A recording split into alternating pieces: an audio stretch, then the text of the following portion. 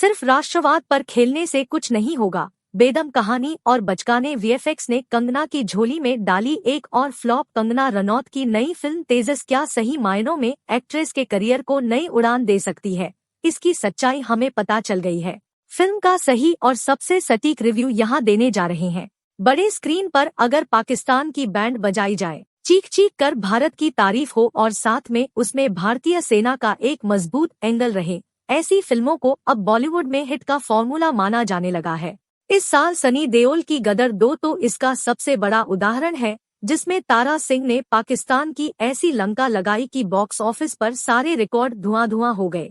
ऐसी सफलता देखकर उम्मीद तो कई मेकर्स को जगी। एक्ट्रेस कंगना रनौत में भी शायद उसी ऊर्जा का संचार हुआ था, तभी तो वे राष्ट्रवाद की पिच पर खेलते हुए नई फिल्म लेकर आ गई है।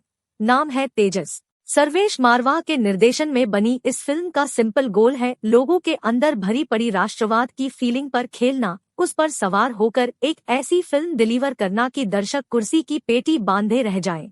लेकिन उम्मीद होना और उसका पूरा होना दो अलग बातें हैं।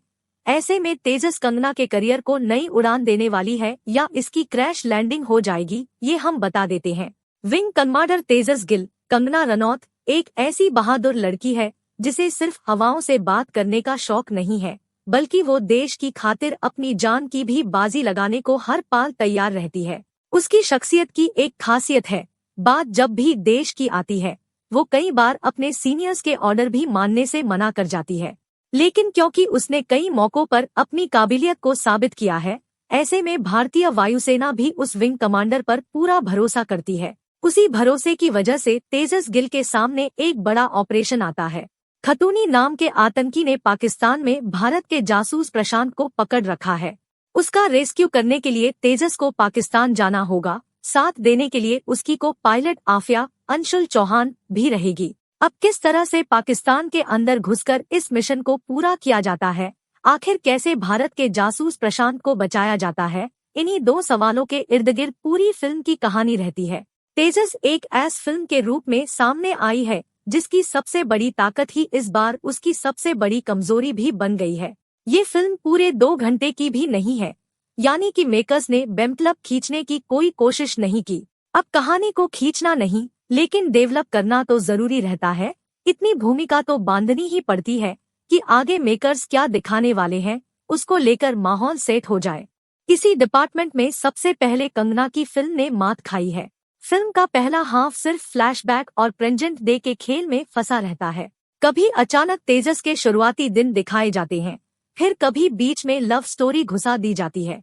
इनमें से किसी भी ट्रैक का कोई सेंस बन सके उससे पहले ये फिल्म दूसरे किसी पहलू पर जंप कर जाती है।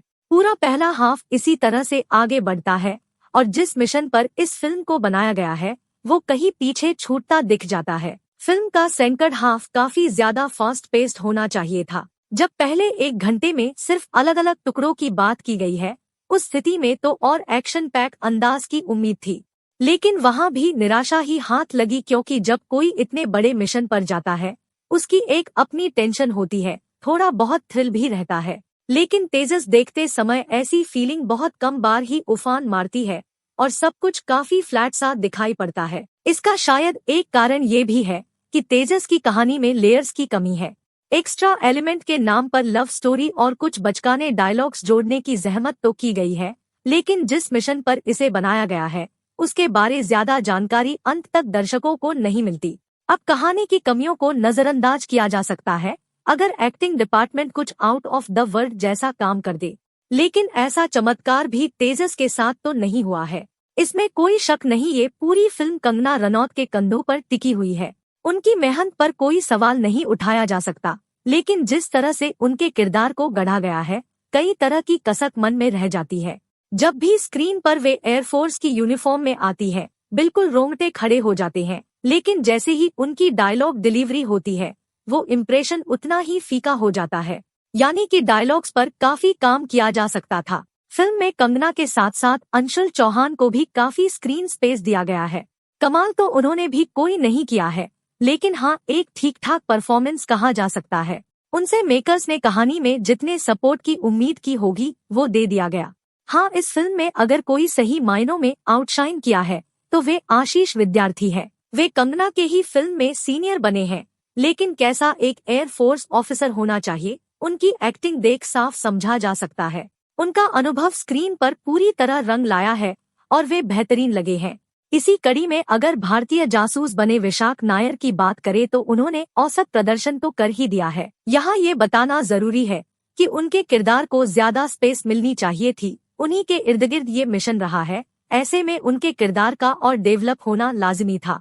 लेकिन मेकर्स यहाँ पर भी चूक गए हैं। फिल्म में वरुण मित्रा जैसे कई और सहकलाकार भी मौजूद हैं, जिनका काम भी एवरेज रहा है। अब कहानी की बात हो गई, एक्टिंग डिपार्टमेंट का अंदाजा भी लग गया, लेकिन फिल्म का निर्देशन भी इसका एक बड़ा लूपहोल है।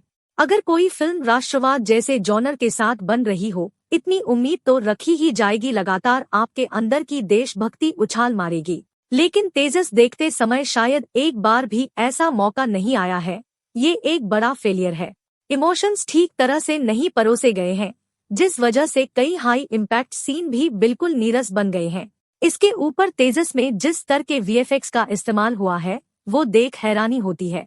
एक तरफ बॉलीवुड जहां इतनी तरक्की कर रहा है, दूसरी तरफ तेजस के मेकर्स ने बिल्कुल ही कार्टूनिश जैसे वीएफएक्स बना दिए हैं। एक्शन सीन्स में एक नहीं कई बार आपको ऐसा लगेगा कि ये कोई वीडियो गेम चल रहा है और वहाँ भी खराब ग्राफिक्स दिखाए जा रहे हैं। फिल्म का जो बैकग्राउंड स्कोर है वो कहीं कहीं पर उरी फिल्म जैसा सुनाई पड़ता है, लेकिन उस सुपरहिट फिल्म वाला कोई भी पहलू तेजस के साथ जोड़कर नहीं देखा जा सकता। यानी कि कई फ्लॉप फिल्म दे चुकी कंगना रनौत को एक और फ्लॉप के लिए तैयार रहना चाहिए। फिल्म की एडवांस बुकिंग तो पहले ही स्लो थी, वर्ड ऑफ माउथ भी जैसा मिल रहा है, उसे देखते हुए इसका बॉक्स ऑफिस ज्यादा लंबा टिकना भी मुश्किल लगता है।